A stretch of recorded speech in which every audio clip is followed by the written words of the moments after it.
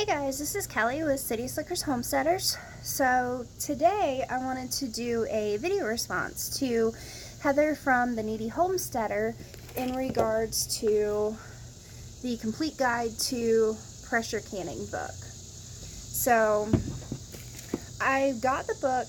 My husband actually got it for me for Christmas when I told him that there was actually a pressure canning book. So he got excited because he loves pressure canning just as much as I do. So I haven't done a lot of the recipes. I have a lot marked, as you can tell.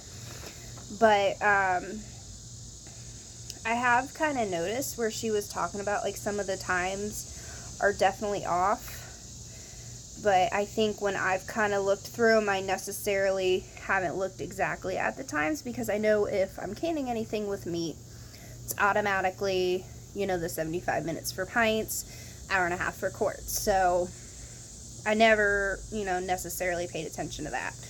I think my biggest thing with these is the reason we can is to save money. You know, we get meat when it's on sale and we can it, especially since, I mean, granted, we have a chest freezer, a standing freezer out in our garage, and then the freezer with our fridge. But, you know, between me and my husband, we have 6 kids. And, you know, we both work full time, but we have limited funds. So anytime we can save money, we can. So we do have quite a bit of stuff in our freezer. So when we can stuff to save room in the freezers, that's what we do. We love to can chicken, beef chunks, like for stew meat, anything like that. I guess my biggest thing with some of these recipes, especially some of the soups, is it's got some, I guess, pricey ingredients. There was one mainly, let me see if I can find it, because I made the sausage and bean soup, which was good. And the times are right on that one. I made the Drunken pork stew. I think it was that one, because that actually took like a whole bottle of red wine. And we're not wine drinkers, but we happen to be gifted some homemade red wine from my husband's uncle, who lives out in Washington. So he actually gave us a whole bottle of red wine, and literally the day before we started to make this recipe. So I was like, perfect, I don't have to go buy that. But I do see Heather's point though on with some of the combination of stuff, that, you know, there's some items, you know, because of being with meats or beans or higher items that, you know, need to be processed longer, that some of the items that don't need to be processed as long can be disintegrated or completely just destroyed in the canning process if you're going for, you know, over an hour for something that's a little softer and not as dense as like meats or beans. So I can definitely agree with that on that. Trying to see if there was anything. What else did I make? Sorry, I have all these marked. There's another one I made out of here. We kind of just, like, I didn't actually, like, read through each recipe, but I kind of just went through the headings, and me and my husband just, like, marked a whole bunch that we would like to make. And I made, I think, like, 3 recipes out of this. Where was the other one? Okay, so we did the sausage and bean soup, the Drunken pork stew. What was the other one?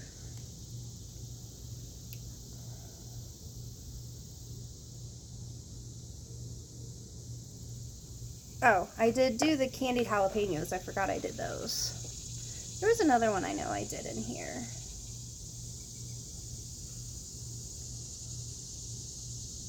Oh, I did the chicken chow mein. So this was actually pretty good. Let me see if the times are right on this. I mean, we kind of did adjust it because my husband's not one to like peas.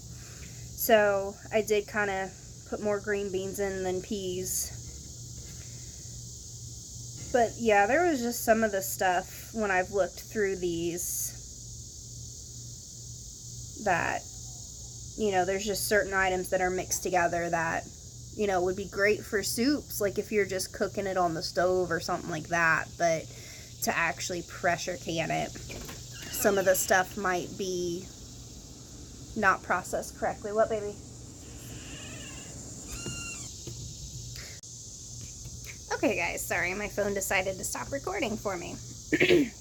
So, but yeah, what I was saying is, if I do come across any recipes that are questionable, I would probably just make them just for like dinner that night and just save the rest. But I mean, overall, there are a lot of good recipes in there. I've pretty much just stuck with ones that are soup recipes. I haven't really done any of the other ones in there. But those have turned out really good. Sorry, I keep saying I keep losing my train of thought. So it's definitely, you know, worth checking out. Definitely, I wouldn't say some of these are for newbies, that's for sure. You know, start with your basics if you're doing pressure canning, like just raw packing meat, just single vegetables, just until you get familiar with how, like, basically the science of pressure canning and how the recipes work and everything like that. So that's just my honest opinion. I mean, overall, I think it is a good book.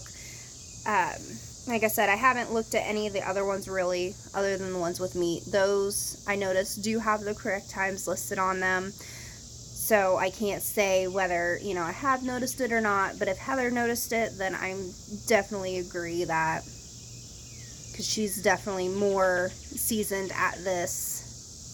So I would trust her opinion on that, that the times were not correct on some of the recipes. But overall, it is a good book. I do enjoy it. Like I said, I haven't done a whole lot of recipes out of it. We just kind of stick with our basic soups. My husband's favorite is to do beef stew, which is basically a layer of chuck roast that's chopped up and just vegetables, a little clove of garlic, some salt, and we can it. Simple. So we usually stick with stuff like that, or like a chicken soup base without the noodles, obviously. Just items like that.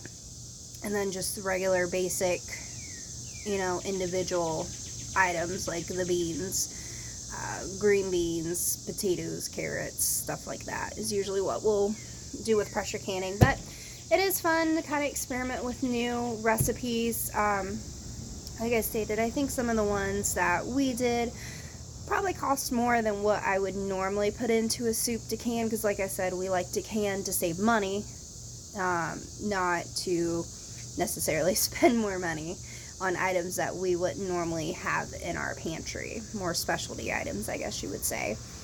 But overall, I mean, they were really good. My husband enjoyed them. My grandpa enjoyed them because we do a lot of soups for him. He is a diabetic, and he has to watch, obviously, his sugar intake, but he also has to watch his carbs and sodium intake as well. So with doing our home canned soups for him, they have very little salt in them, if any at all.